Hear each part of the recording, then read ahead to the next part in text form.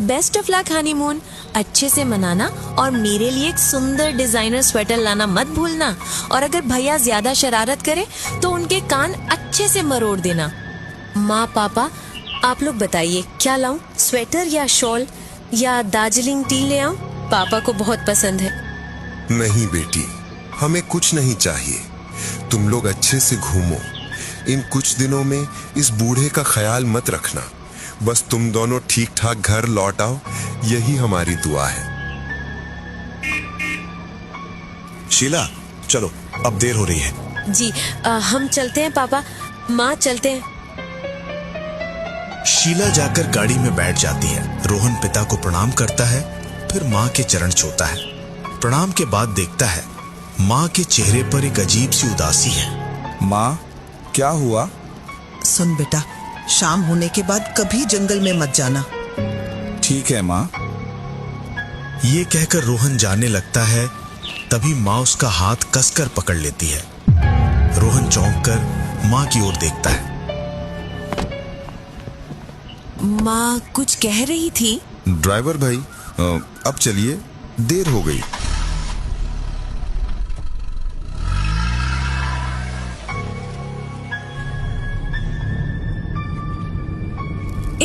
क्या हुआ?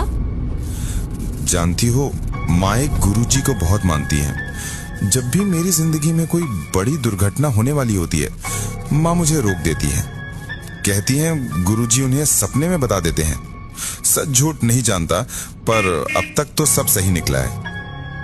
माँ शायद फिर परेशान है।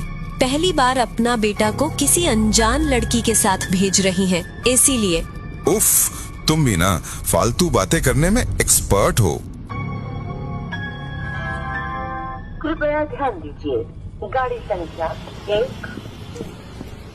एनजेपी स्टेशन के बाहर रोहन और शीला बैग लेकर खड़े हैं, गाड़ी का इंतजार कर रहे हैं। तभी एक सफेद कार उनके सामने रुकती है। नेपाली ड्राइवर खिड़की से सिर निकालकर बोलता है, कहाँ जाना है साहब जी? हमारी गाड़ी बुक है, जरूरत नहीं। कहाँ जाना है बताइए ना साहब, हम उससे भी कम लेंगे।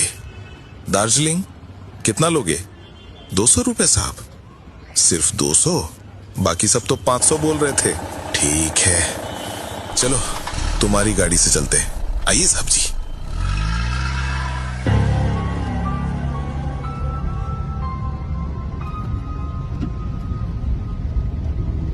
आखिरकार हमारी नई जिंदगी की शुरुआत हो गई।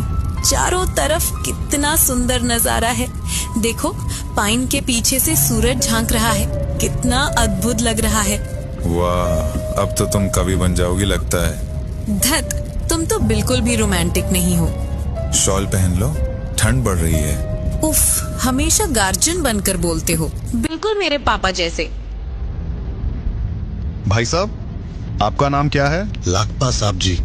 लाकपा, तुम दार्जिलिंग में फॉरेस्ट रिट्रीट होटल जानते हो? वहीं छोड़ना। जी साहब। उससे बोलो ना किसी मोमो की दुकान पर रोक ले। बाहर आए हैं, मोमो तो खाना ही चाहिए। अरे वाह, बिल्कुल बच्चों जैसी जिद। ठीक है, चलते हैं।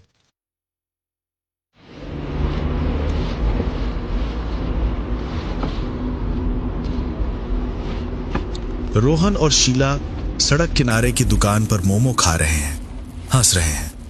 उसी वक्त रोहन देखता है लकपा पास से गुजरते हुए चुपचाप उनकी ओर देख रहा है। मुझे ना ये ड्राइवर थोड़ा अजीब लग रहा है। चुप रहो, तुम्हें हर किसी पर शक होता है। नहीं गो, सोचो सब इतने पैसे मांग रहे थे और इसने आधे में हम ही भर दी। कुछ तो बात है। छोड़ो ना, अब तो 1 घंटे में पहुंच जाएंगे। अब क्या कर सकता है वो?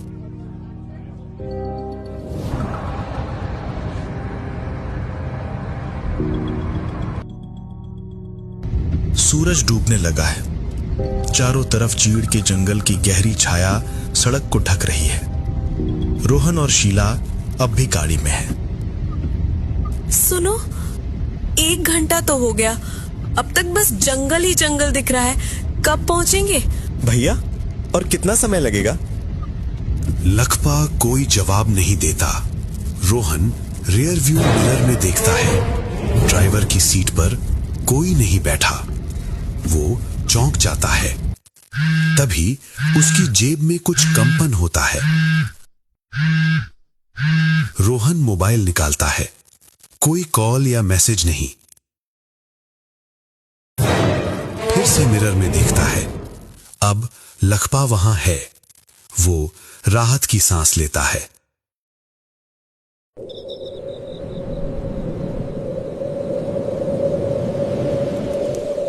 गहरी धुंध